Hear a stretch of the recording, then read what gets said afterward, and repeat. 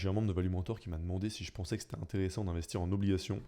Donc la réponse que je lui ai donnée, je vous la donne tout de suite, j'ai répondu que non. Et donc dans cette vidéo, on va voir pourquoi est-ce que je n'ai pas d'obligation en portefeuille, pourquoi est-ce que je compte ne jamais acheter d'obligation, et pourquoi est-ce que c'est un piège dans 99% des cas. Donc déjà, qu'est-ce qui peut donner envie à quelqu'un d'investir en obligations? Il y a déjà l'envie de se diversifier, donc de ne pas avoir seulement des actions en portefeuille. Il y a aussi l'envie d'avoir du revenu passif, parce que je rappelle le fonctionnement d'une obligation. Donc si tu achètes une obligation, soit d'un État, soit d'une entreprise, donc on va prendre, dans cette vidéo je prendrai toujours l'exemple d'une obligation d'État américaine, puisque c'est l'exemple le plus standard.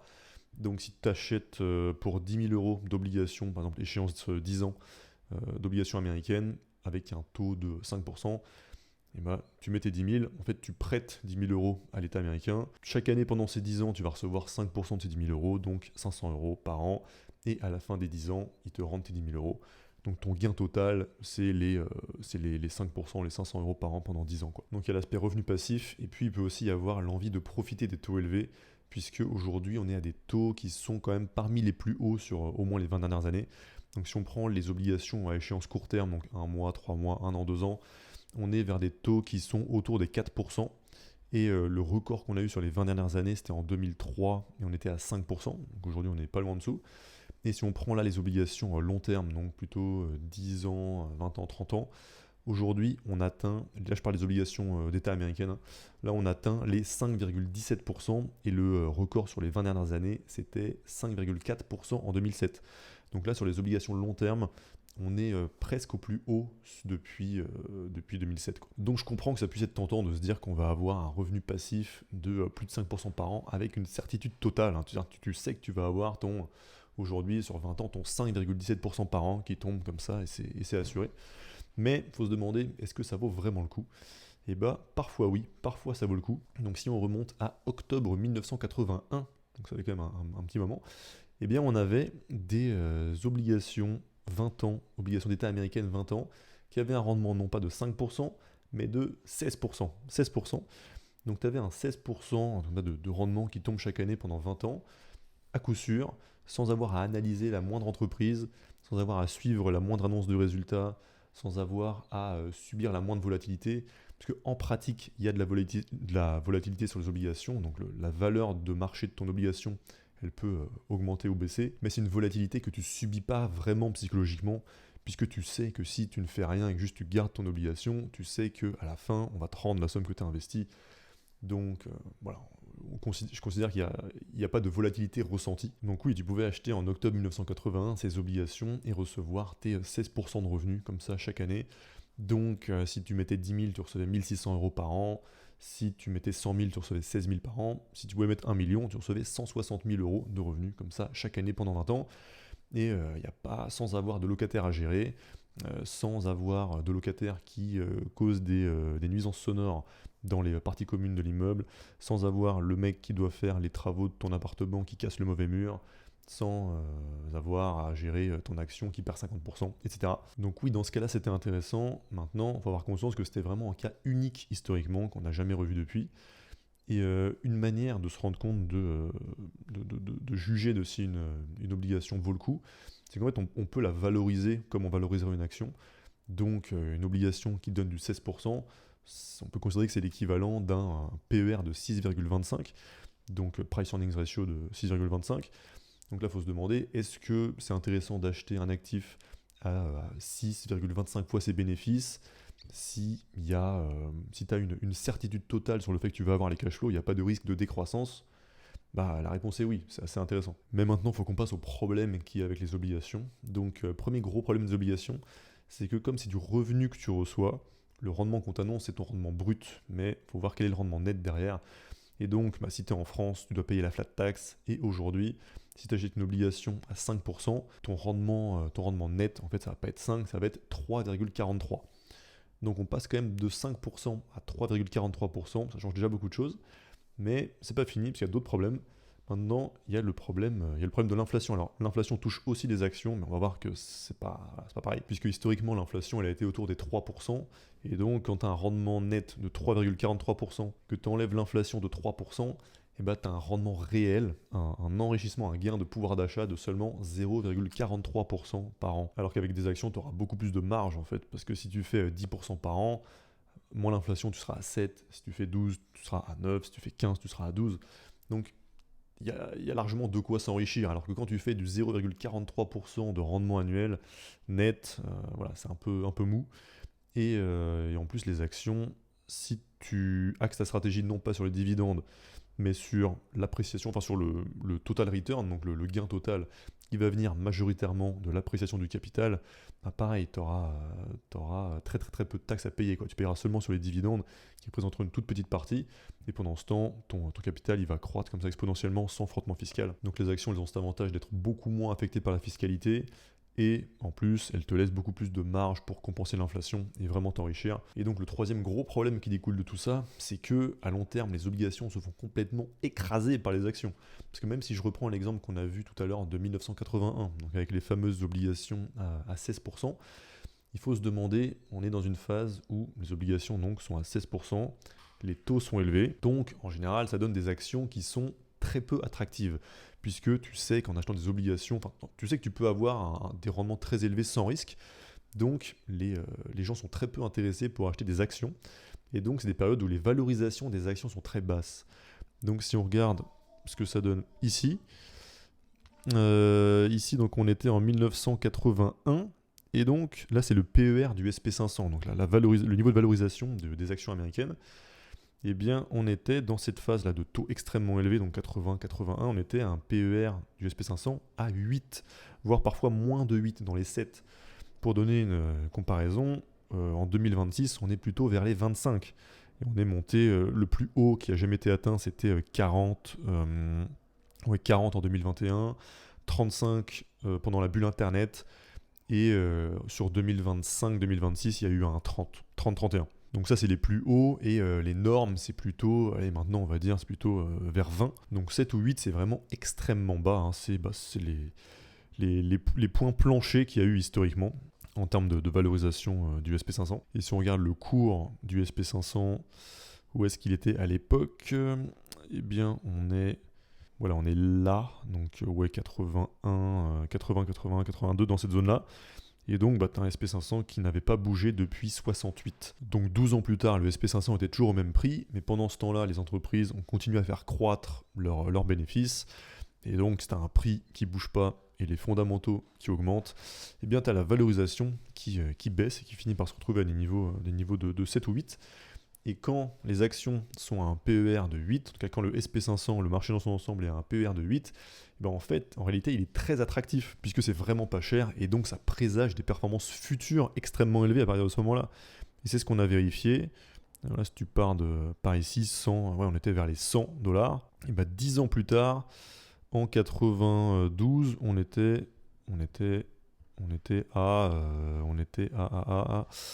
400, donc 1 x 4 en 10 ans, sans parler de stock picking. Là, c'est juste en achetant un vulgaire ETF SP500 et sans faire aucun travail d'analyse, aucun effort particulier, x 4 en 10 ans, juste en achetant le SP500 parce qu'il était sous-évalué justement et que personne n'en voulait à ce moment-là. Et donc si on compare maintenant le gain total, donc ce qu'a gagné une personne qui aurait acheté soit le SP500 à ce moment-là, soit qui aurait acheté les obligations, donc des obligations 20 ans à ce moment-là, et bien au bout de, donc on imagine quelqu'un qui a investi 10 000 dans chaque, et bien au bout de 20 ans, la personne qui avait acheté les obligations, au bout de 20 ans, elle aurait en tout 41 500, donc de 10 000 à 41 500, mais la personne qui aurait acheté le SP500, et bien en 2001, donc 20 ans plus tard, elle aurait 109 000, donc presque 3 fois plus d'argent quand même pour la personne qui aurait investi sur le SP500.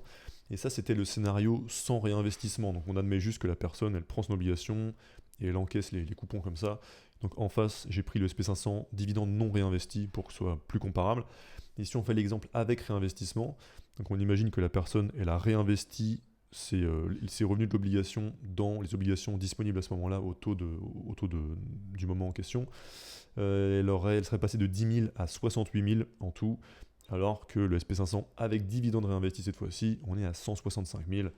Donc pareil, on est à plus de 2 fois plus d'argent, quoi. Donc au final, même dans les périodes où les obligations sont très attractives, en fait, en général, les actions vont être encore plus attractives. Là, si j'avais été vivant et déjà investisseur en 1981, même si j'ai pas de maison, j'aurais trouvé un moyen de revendre ma maison pour pouvoir tout mettre en action, quoi. Pouvoir investir dans des actions si peu chères, c'est vraiment une bénédiction, quoi, dans une vie. Et maintenant, si on fait la comparaison obligation-action, mais sur le plus long terme, sur 60 ans à partir de 1927, donc de 1927 à 1987, les obligations d'État américaines, donc elles ont rapporté en moyenne 4,4% par an.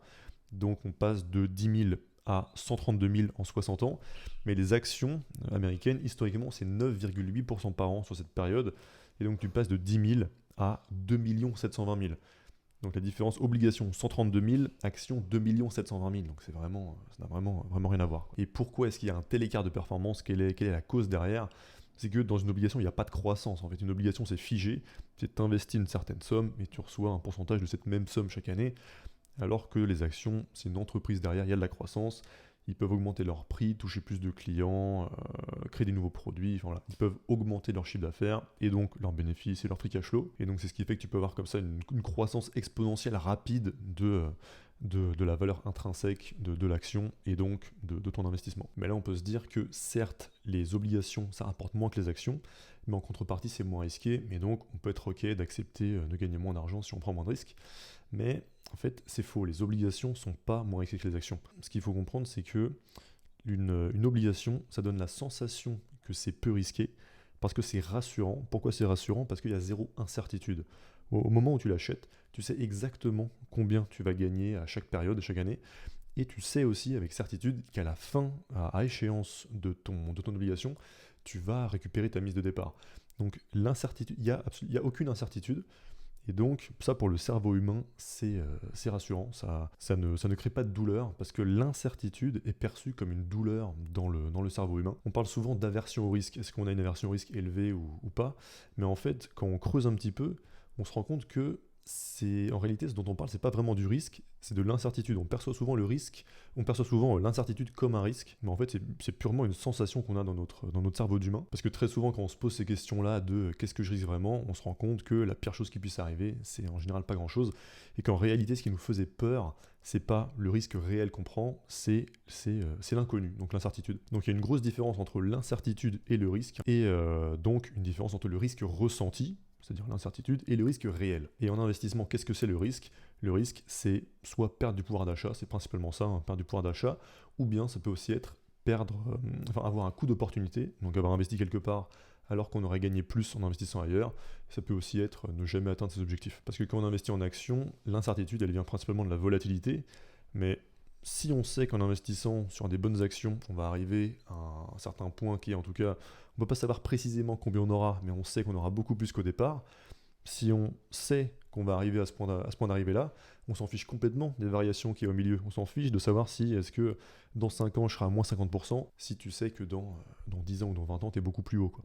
Et donc si on prend la bonne définition du risque en bourse, qui donc n'est pas la volatilité, mais qui est perdre du pouvoir d'achat, avoir un coût d'opportunité ou ne jamais atteindre ses objectifs financiers, ben dans ce cas on voit que l'actif qui est le moins volatile ou le moins incertain et qui rapporte le moins, c'est le plus risqué, puisqu'on a vu qu'à long terme, les obligations, elles ne compensent même pas l'inflation, donc il n'y a pas d'enrichissement à long terme avec les obligations. Et si on prend les obligations d'aujourd'hui, on se retrouve avec un rendement réel qui est de même pas 0,5%. Et donc tu te retrouves dans une situation où tu as un cas avec les obligations où tu es sûr à 100% de perdre, et de l'autre côté avec les actions où tu n'es pas sûr de gagner. Mais est-ce qu'il vaut mieux être sûr de perdre ou pas sûr de gagner? Je préfère être pas sûr de gagner, au moins j'ai une chance de gagner. Alors que dans l'autre cas, tu sais à 100% que tu vas perdre, ou que tu vas en tout cas rien gagner. Donc avec les obligations, il n'y a même pas d'espoir. Et même c'est comme dans la vie en général, ça, il y a cette phrase, le plus gros risque, c'est de ne pas prendre de risque. Mais en fait, il y a un problème dans les mots. Le premier risque, c'est le bon mot risque, mais le deuxième, en fait, on dit risque, mais le vrai mot qu'il faudrait utiliser, c'est tolérance à l'incertitude. Le plus gros risque, c'est de ne pas tolérer l'incertitude, c'est d'être intolérant à l'incertitude, ou c'est d'avoir peur de l'inconnu. Parce que, en fait, dans le monde réel, rémunère extrêmement bien la tolérance à l'incertitude. Par exemple, en investissement, si tu vas avoir un quelconque espoir de vraiment gagner de l'argent en investissement, il va falloir augmenter sa tolérance à l'incertitude, il va falloir apprendre à supporter la volatilité, ce qui demande un certain contrôle psychologique. Il faut accepter de ne pas savoir exactement combien tu vas gagner, mais d'être à l'aise avec ça parce que tu sais que tu vas gagner plus qu'avec l'autre option, avec l'alternative dans laquelle tu sais combien tu vas gagner, mais tu sais que c'est pas grand-chose. C'est pareil en entrepreneuriat, il faut se lancer sans être sûr du si ça va marcher. quand tu crées un contenu, tu sais pas à quel point il va marcher, tu crées un produit, tu sais pas à quel point il va marcher, etc. C'est l'incertitude en permanence, il faut avancer malgré l'incertitude, alors qu'au contraire, le salariat, c'est la certitude totale, mais donc c'est confortable, mais moins rémunérateur. C'est pareil pour changer de travail, c'est pareil pour changer de lieu de vie et tout ce genre de décisions. En fait, c'est des décisions que la plupart des gens ont beaucoup de mal à prendre et repoussent, comme ça peuvent repousser pendant toute une vie en fait. Et la raison, ce qui nous freine, c'est l'intolérance à l'incertitude. Et il y a un énorme bonus dans la vie aux personnes qui ont une plus forte tolérance à l'incertitude, ou en tout cas les personnes qui ont réussi à travailler ça, que ce soit en investissement ou en dehors. Hein. Et donc les obligations, c'est risqué, et je dirais même que c'est plus risqué que les actions. Pourquoi ? Parce que tu es sûr de perdre. Et ça peut être ok dans les situations où tu as des taux à 2 chiffres, comme on a eu dans les années 80. Mais même dans ce cas-là, il faut regarder si en face, tu as les actions qui sont à des valorisations très basses, tu vas quand même gagner plus à long terme avec des actions. Et les actions, je les considère moins risquées que les obligations. Alors, je dis pas que c'est pas risqué, hein. Les actions c'est risqué, puisqu'à partir du moment où tu peux perdre de l'argent, c'est que c'est risqué, mais moins risqué que les obligations, parce que au moins avec les actions, tu peux t'enrichir, et franchement, c'est assez facile de faire mieux que les obligations avec des actions, hein. À 2 conditions par contre. Condition numéro 1, c'est de supporter la volatilité, incertitude, et donc ne pas paniquer quand il y a des baisses de 20, 30, 40, 50%. Et la deuxième condition, c'est de savoir choisir quelle action acheter, mais encore une fois, pour faire mieux que les obligations, il n'y a pas besoin d'être Warren Buffett non plus, hein. Il s'agit surtout de ne pas faire n'importe quoi. Et puis en fait, si tu veux investir ton argent, tu n'as pas tellement le choix que d'essayer de remplir ces 2 conditions, puisque de toute façon, il n'y a pas d'alternative à côté. Dans le monde dans lequel on vit, tel qu'il fonctionne, pour s'enrichir, il faut posséder des entreprises. L'enrichissement, ça passe par la possession d'entreprises. Donc tu as 2 options, soit tu les crées, c'est l'entrepreneuriat, soit tu mets ton argent dedans, c'est l'investissement, et notamment en bourse. Alors tu peux aussi investir dans des entreprises en privé, en dehors de la bourse, mais voilà, c'est moins accessible. C'est aussi souvent un peu plus, beaucoup plus même quitte ou double, plus casino. Donc la meilleure option, ça reste la bourse. Et donc, pour toutes ces raisons, je reste loin des obligations. Et puis, si tu veux que je t'aide à construire un portefeuille capable de battre le SP500, tu peux rejoindre Value Mentor. Donc, dedans, tu as accès à mon portefeuille en temps réel. Donc, mon portefeuille, aujourd'hui, au moment où je tourne, il a une performance annualisée de 21% par an, contre, sur la même période, 13% annualisé pour le SP500. Donc, 8% de différence en annualisé. Donc tu reçois par email à chaque fois que je fais une transaction avec l'explication de la transaction, donc achat ou vente. Tu as aussi les mises à jour de mon portefeuille chaque semaine, ma liste des meilleures actions à acheter du moment que je mets à jour au fur et à mesure du temps, avec mes prix cibles pour un objectif de performance de au minimum 15% par an estimé. Et puis aussi mes analyses d'entreprise, donc pour bien comprendre dans quoi on investit et justement ne pas succomber à la volatilité, et aussi mes suivis de résultats, donc toutes les entreprises que je suis, soit que j'ai en portefeuille, soit qui m'intéressent à acheter, j'en fais le suivi de résultats pour savoir si elles continuent à bien se porter et si elles continuent à être intéressantes à acheter ou bien s'il faut potentiellement les vendre. Donc si tu es intéressé pour rejoindre, c'est le premier lien en description et puis à plus.